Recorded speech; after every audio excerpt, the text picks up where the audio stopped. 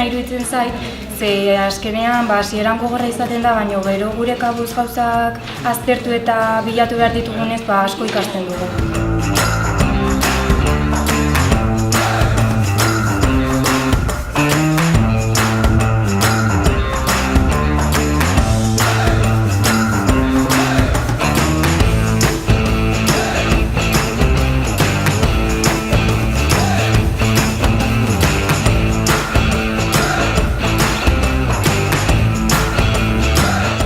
Nire dueleko esperientzia oso interesgarria izan da, batez ere enpresa barrutik ezagutu dalako eta urtebeteko lana eman didalako enpresaren jarduna ikasteko.